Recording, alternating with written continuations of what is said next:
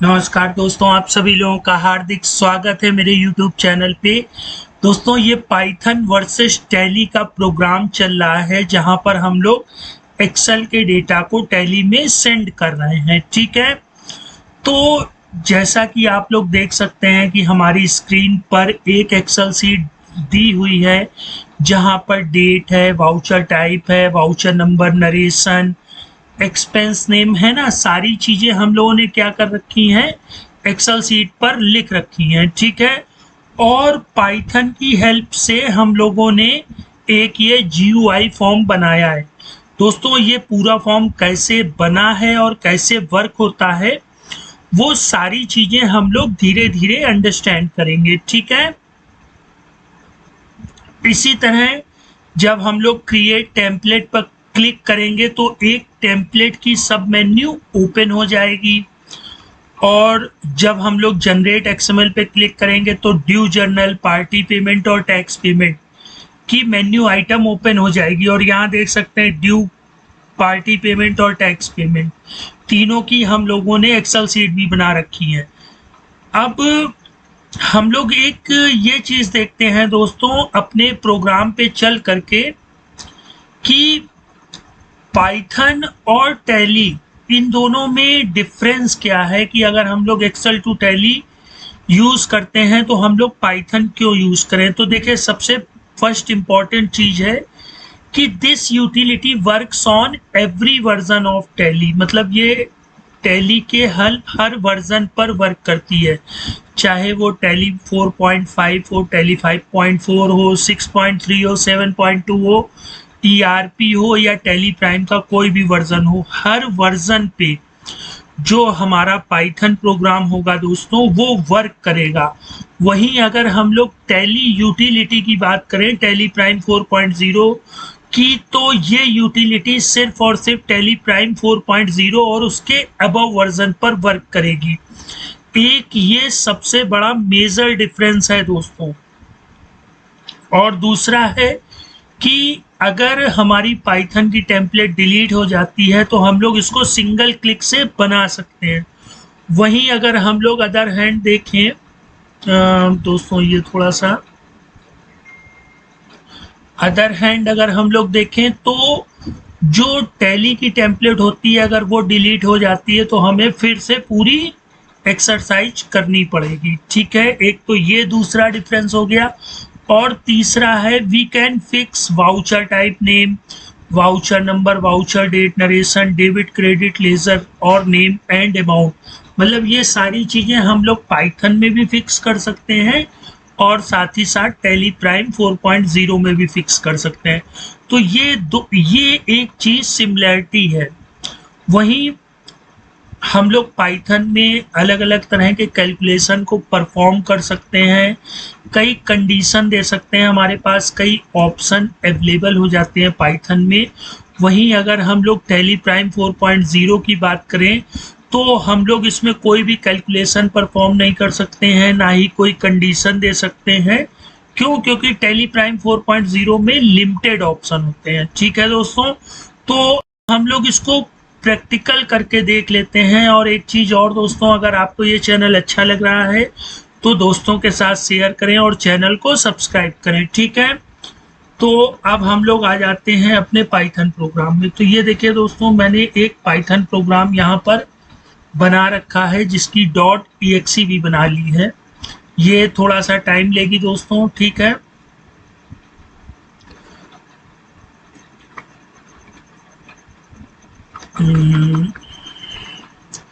और ये हम लोगों ने टैली भी ओपन कर रखी है। ठीक है, अब हम लोग देख लेते हैं। जी हाँ, पाइथन प्रोग्राम मेरा ओपन हो गया है। ठीक है, सबसे पहले हम लोग देख लेते हैं कि इसकी टेम्पलेट कैसे वर्क करती है।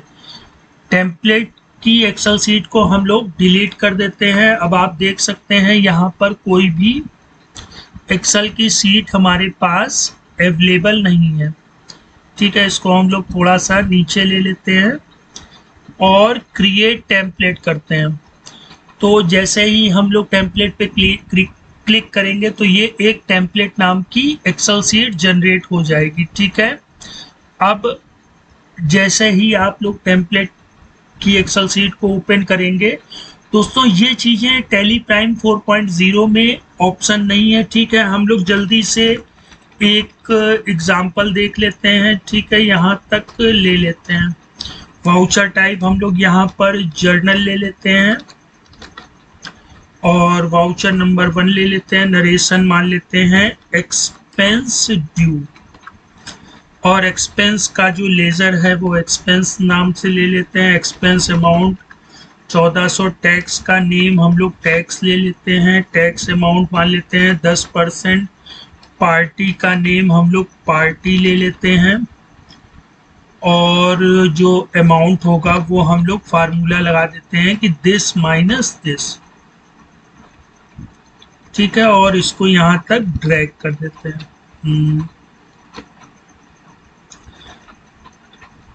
अब हम लोग इतनी चीज़ें यहाँ तक कॉपी पेस्ट कर लेते हैं, ठीक है। वाउचर टाइप नेम जो है वो थोड़ा सा चेंज कर लेते हैं, और अमाउंट में थोड़ा सा लिख लेते हैं 1600, 1800, 2000, 22, 24। ऐसे ही मैं कुछ दोस्तों आप लोगों को एग्जांपल समझाने के लिए अमाउंट ले ले रहा हूँ। बाकी हम लोगों को एक्सेल सीट पे सारे अमाउंट मिल जाएंगे, ठीक है। और ये हम लोग यहाँ पर कर देते हैं और इसका 10% निकाल लेते हैं। 160, 180, 200, 220, 240।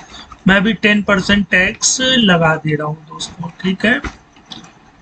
और ये पार्टी हो गई, ठीक। हम लोग तीनों सीटें एक साथ प्रिपेयर कर लेते हैं। अब दूसरा हमारा पार्टी पेमेंट है, तो हम लोग यहाँ तक पूरा कॉपी कर लेते हैं अपना, और यहाँ पर पेस्ट कर देते हैं वाउचर टाइप में। अब हम लोग पेमेंट ले लेंगे,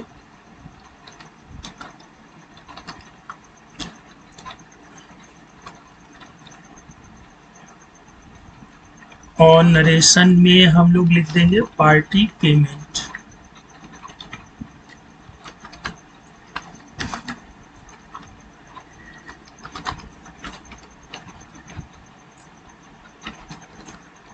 अब यहाँ देख सकते हैं पार्टी नेम और पार्टी अमाउंट चाहिए, तो हमारा पार्टी नेम और पार्टी अमाउंट ये हो जाएगा।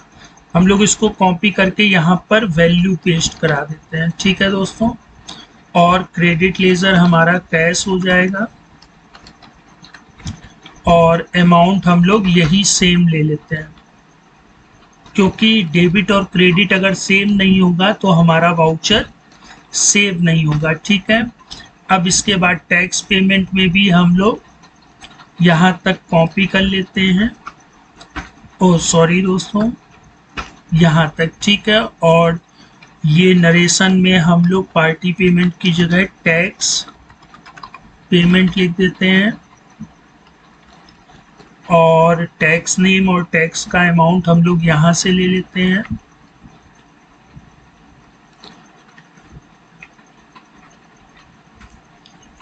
और हमारा क्रेडिट लेजर कैश हो जाएगा, और जो हमारा ये अमाउंट है इसको हम लोग कॉपी करके यहाँ पेस्ट कर देते हैं, और क्रेडिट लेजर यहाँ पेस्ट कर देते हैं, ठीक है।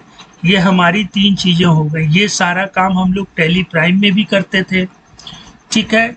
अब इस एक्सेल सीट को हम लोग सेव कर देते हैं, और इसके बाद हम लोग अपने प्रोग्राम को ओपन कर लेते हैं, और तीनों XML जो हैं, ठीक है, वो जनरेट कर लेते हैं। तो जनरेट पर आप क्लिक करेंगे ड्यू जर्नल पे, ठीक है। और इस फाइल पाथ को, ये आपसे एक्सेल सीट का फाइल पाथ पूछेगा, इसको कॉपी करके यहाँ पर हम लोग पेस्ट कर देंगे, ठीक है। और टेम्पलेट को सेलेक्ट कर लेंगे, तो आप देखेंगे due.xml की एक XML फाइल जनरेट हो गई है। फिर इसके बाद हम जैसे पार्टी पेमेंट को सेलेक्ट करेंगे, टेम्पलेट को सेलेक्ट करेंगे, तो ये पार्टी पेमेंट वाली एक्सेल सीट को रीड करके उसका XML देखिए पार्टी पेमेंट .xml जनरेट हो गया।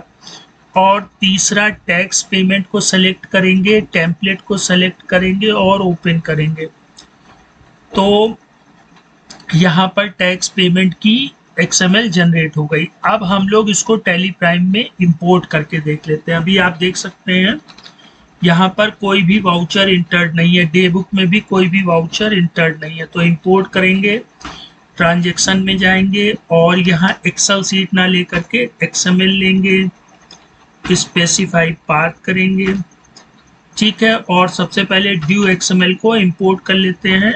यहाँ थोड़ी सी एरर आई है, तो दोस्तों वहाँ पर फार्मूला लगा रह गया था, इस वजह से ये एरर आई है, ठीक है। हम लोगों को उस फार्मूले की वैल्यू पेस्ट करना रह गया था। एक सेकेंड दोस्तों, हम लोग इसको डिलीट करके वापस से जनरेट कर लेते हैं। मैं भी दिखाता हूँ क्या एरर हो गई थी। वो जब हम लोग एक्सेल सीट से डेटा को लेंगे तो उसमें जो फार्मूला अगर लिखा हुआ है तो हम लोग उस फार्मूले की वैल्यू पेस्ट करा देंगे। ये देखिए यहाँ पर आप देख सकते हैं फार्मूला रह गया था, तो इसको कॉपी करके और इसकी वैल्यू पेस्ट करा देंगे, ठीक है। और फिर वापस से कंट्रोल एस कर लेंगे। अब हम लोग जल्दी से इसकी टेम्पलेट बना लेते हैं, ठीक है। तो जनरेट XML, सबसे पहले ड्यू जर्नल की टेम्पलेट सेलेक्ट किया। अभी आप देख सकते हैं कोई XML नहीं है, ये हमारी ड्यू जर्नल की आ गई। फिर नेक्स्ट में हम लोग पार्टी पेमेंट को बना लेते हैं,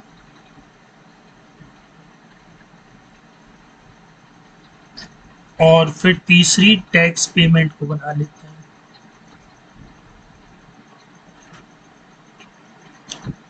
तो आप देख सकते हैं तीनों फाइलें जनरेट हो गई हैं। अब हम लोग वापस से इसको